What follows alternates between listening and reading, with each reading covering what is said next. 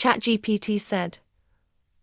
Claire Benson had spent years trying to survive in a city that never made life easy.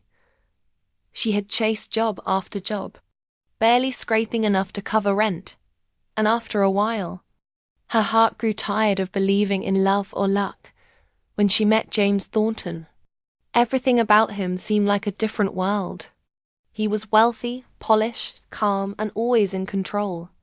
He didn't struggle the way she did, and for a moment, she thought maybe his world was the answer to hers. Their paths crossed when she applied for a position at his real estate company.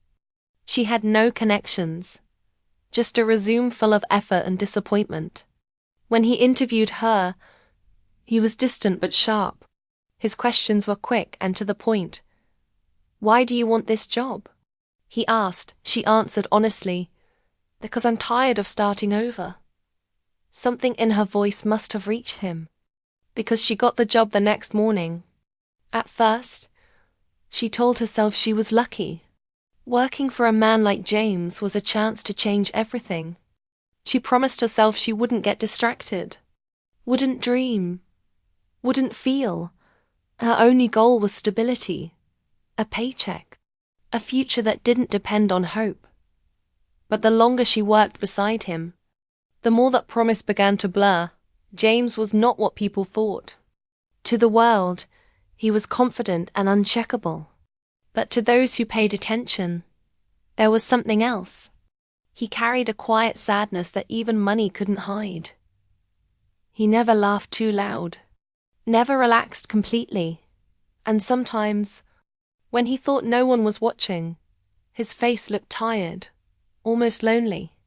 Claire started noticing small things about him. The way he always fixed his cufflinks before meetings. How he kept his office spotless except for one old photo on his desk. A faded picture of a woman who looked kind. "My mother," he once said softly when he caught her looking. She believed success should never make a man forget how to be good. He said it like a confession, not pride. Days turned into weeks, and Claire began to see how different their lives were. He lived in penthouses and drove cars she had only seen in magazines. Yet he rarely smiled. She, on the other hand, had nothing but still found herself laughing with co-workers and strangers. He was drawn to that light in her. Though he didn't say it, one evening, after a long day of meetings, James asked her to stay late to review documents. The office was quiet, the city lights glowing through the tall windows. They worked in silence for a while until he said, "You don't seem afraid of me like most people." She smiled faintly. "Should I be?" He looked at her, his expression unreadable. "Most people want something from me. You just do your job." She shrugged. "Maybe that's all I came here for." But even as she said it, something inside her shifted, because she knew it wasn't true anymore. A week later, he invited her to dinner to discuss a new company project. She hesitated but said yes. The restaurant was elegant, filled with the soft hum of music and low conversation. For the first time, she saw him outside of work, no suit jacket, no sharp tone, just a man trying to be understood. He talked about how success had taken more than it gave, about friends who had disappeared when the money came, about how hard it was to know who cared for him and who cared for his wealth. Claire listened quietly, surprised by how human he sounded. "Maybe you just need to trust someone again," she said. "Not everyone wants something." He gave her a look she couldn't quite read. "And what do you want, Claire?" Her heart raced, but she answered honestly, "A life that feels safe." He nodded slowly. "You'll have it one day." That night, when he dropped her home, he didn't reach for her hand, didn't cross a line. But when she stepped out of the car, his voice stopped her. "You don't look at me the way others do," he said quietly. She turned, confused. "How do they look at you?" "Like I'm a wallet," he said, his smile tired. "You look at me like I'm a person." She didn't know what to say, so she just smiled and said, Maybe that's all you are, and closed the door. Her heart was beating faster than it should have. That night, she couldn't sleep. The city outside her window felt different. For years she had dreamed of money, of the comfort that came with it. But for the first time, she wondered if the thing she really needed wasn't money at all. It was someone who made her feel seen. Over the next few days, she found herself thinking about him more than she wanted to. His voice, his calm, the rare moments when he let the mask slip and showed the man underneath. She noticed how he started bringing her coffee instead of sending someone else. How he asked about her weekend. How he smiled a little easier when she was around. But she didn't let herself believe it was anything more than friendship. He was her boss, her chance at a better life, and she wasn't going to ruin that. Still, her heart didn't listen. It had started moving in its own direction. One Friday afternoon, as she was leaving the office, he stopped her. "I'm heading to my lake house this weekend to review some plans," he said. "Would you mind coming to help?" She hesitated, unsure. She asked. He smiled slightly. Mostly. Something in his voice made her say yes. She told herself it was just business, but deep down, she knew the truth. She wanted to see the man behind the title, the one who looked lonely even in his success. As her train left the city the next morning, Claire looked out the window, her reflection framed by the passing world. She didn't know what the weekend would bring, but she could already feel that something inside her was changing. She had gone into this job chasing wealth, thinking it would fix the ache inside her. But now she wasn't sure if she was chasing the right thing anymore. Because when she thought of James, it wasn't his wealth she wanted. It was the quiet look in his eyes when he said her name. And as the train carried her closer to him, she had no idea that the walls she had built around her heart were about to fall, piece by piece, in ways she would never forget. The train ride to James's lake house felt longer than it should have. Claire spent most of it staring out the window, trying to steady her thoughts. She told herself this trip was just work, another chance to prove she was reliable. But deep down she knew this weekend would be different. When the car pulled up to the estate, she stepped out into the quiet air. The lake shimmered in the distance, and the whole place felt peaceful, untouched by the noise of city life. James met her at the door, dressed casually for the first time she could remember. No suit, no tie, just a sweater and calm eyes. "Welcome to my escape," he said with a soft smile. She followed him inside, the warmth of the fireplace mixing with the smell of coffee and rain. The house was beautiful, but not cold. It felt lived in, full of small memories and silence that somehow felt safe. They spent the afternoon going through documents in his study, but neither of them seemed fully focused. James kept asking questions about her life instead of work. "What did you dream of before all this?" he asked. She laughed lightly. "To be an artist, to paint. But dreams don't pay bills." He leaned back in his chair, studying her. Maybe money doesn't make dreams smaller. Maybe fear does. His words stayed with her long after they moved on. That evening, the rain came harder, tapping softly against the windows. They had dinner together in the kitchen. Simple food, but warm conversation. Claire found herself relaxing, laughing at his dry humor. He wasn't the intimidating man she'd met months ago. He was human, thoughtful and kind.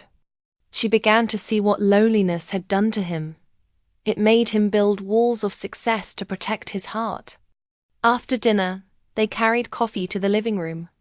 The firelight painted the room in gold. James looked at her for a long time before saying quietly, "You know, I used to think people only wanted me for what I could give them." Claire nodded. "That's how people can be when someone has more than they do." He sighed. "I don't blame them anymore, but I wish someone would want me for who I am, not what I have." For a moment they both sat in silence, the truth hanging softly between them. Claire didn't know what to say, because she wasn't sure she could promise that she hadn't come into his life for that reason. But somewhere along the line, her intentions had changed. "Maybe you just haven't met the right person yet," she said gently. He gave her a sad smile. "Maybe I have." Her heart skipped. She looked away, pretending to sip her coffee. The room suddenly felt smaller, heavier. She wanted to speak, but words failed her. When she finally looked back, his gaze was steady, searching hers as if trying to read the thoughts she couldn't say out loud. The next morning, the world was covered in mist. They worked on the patio, the lake calm and quiet. James seemed more relaxed here. He talked about how his father had built the company, and how he had inherited it after his parents passed away. "Everyone told me I was lucky," he said, "but all I felt was lost." Claire listened, realizing that beneath all his wealth was a man still learning how to live. Later that afternoon, they walked along the lake, talking about everything but work. The air smelled like pine and rain. "You ever think about what you really want?" he asked. "I used to think it was security," she said. "But now I think it's peace, the kind that doesn't depend on money." He looked at her with quiet admiration. "Then you're already richer than most people I know," when they returned to the house. The sun had begun to set. He asked her to stay for dinner again. She hesitated but agreed. The evening felt softer, their conversations deeper, as she helped him set the table. Her hand brushed his by accident, and neither of them moved away. For a second, the air between them stilled. Then he said quietly, "You make this house feel alive." She wanted to answer, but her throat tightened. She had spent her life believing wealth meant power. But here she was, standing beside a man who had everything and yet looked at her like she was what he'd been missing. After dinner, she went to the balcony. The air cool against her skin, James joined her, standing close but not too close.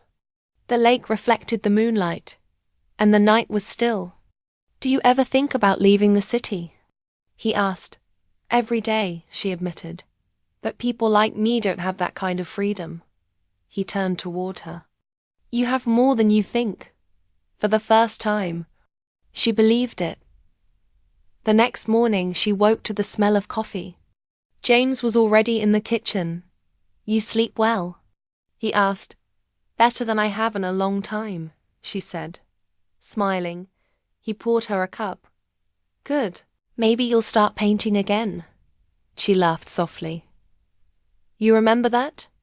"I remember everything you say," he replied, his tone light but his meaning clear. Before leaving, they stood by the door, reluctant to end the weekend. "Thank you for helping," he said, "and for reminding me what peace feels like." "You don't need me for that," she said. "Maybe not," he answered, "but I don't want to forget how it felt either." The drive back to the city was quiet. Claire looked out the window, replaying every word, every look. She knew something had changed between them. She had gone to the lake house as an employee, but left as someone who mattered. Not for her position, but for her presence. In the days that followed, their work routine felt different. Softer glances, longer pauses, and unspoken understanding filled the air. James began to rely on her more, not just for business, but for advice, for company. She noticed how he'd linger by her desk just to talk about nothing. How he smiled more easily now. One afternoon, she found herself in his office, handing him a report. He took it but didn't open it. "I keep thinking about the weekend," he said. About how simple everything felt. She looked at him carefully. "It's easy to be honest when the world is quiet. Then maybe we need to make more quiet," he said with a faint smile. Her heart ached, because she knew what he meant, but also what it could mean for her. She couldn't let herself fall for someone whose world was built on things she didn't have. And yet every time he spoke, her heart didn't care. That evening, as she walked home, Rain began to fall again. She stopped under a streetlight, watching the drops scatter across the pavement. Her reflection blurred in the puddles, and she whispered to herself, "You wanted his world, but it's him you can't let go of now." And somewhere deep down, she knew it was true. She had started this journey chasing wealth, but the man she had found behind it was something she never expected, real, flawed, and quietly kind. The kind of person she hadn't realized she needed until it was already too late. As she walked away, her heart felt heavy but alive. Something between them had begun. Something fragile and uncertain, but real. She didn't know what the future held, but she knew this. Wealth had been her reason for entering his life, but love was the reason she could no longer imagine leaving it. When winter came, Boston turned grey and cold, and with it, everything between Claire and James began to shift again. He had started looking tired, skipping lunches, working through nights. His calm confidence was replaced by quiet exhaustion. One morning, she noticed how pale he looked, his hands trembling slightly as he reached for his coffee. "You're not fine," she said firmly. "You need to slow down." He tried to laugh it off. "I don't have time to slow down." But his body disagreed. 2 days later, he collapsed during a meeting. The entire office panicked. Claire rushed him to the hospital, her heart pounding. Hours later, the doctor came out, saying it was stress and fatigue. "He's been pushing too hard for too long," the doctor said. "He needs rest, not another project." Claire stayed by his side that night. Watching him sleep, his face looked peaceful. Younger somehow, she whispered softly, "You built everything, but forgot to take care of yourself." When he woke, he looked at her weakly. "You stayed. I wasn't leaving," she said. "Someone has to make sure you rest." He smiled faintly. "You sound like my mother." She laughed through tears. "Then maybe she sent me to remind you what care feels like." Over the next few weeks, she took charge of his schedule, cancelled meetings, made him soup, and kept him away from his laptop. He resisted at first, but slowly began to give in. One evening, as she read through his notes by the window, he said quietly, "You've been here every day, why?" She didn't look up. "Because you do the same for someone you care about." He smiled softly. "So you care?" She blushed. "Don't ask questions you already know the answer to." After that, something unspoken grew between them. Not rushed, not dramatic, just honest. They spent quiet evenings together, watching movies, talking about dreams they had never shared before. She told him about her painting again, and he told her about his fear of losing everything he'd worked for. "Money makes people think you're untouchable," he said. "But I've never felt more human since you came into my life." One night, after dinner, he said softly, "Claire, I need to tell you something." She turned to him. "What is it?" "When you first started working for me, I thought you were like everyone else. Here for the comfort, for what I could give." He paused, his voice quiet but steady. "But you proved me wrong. You cared when no one else did. You saw me when I couldn't see myself." Her eyes softened. "You're wrong about one thing." He looked at her, confused. "I was here for the comfort at first," she admitted.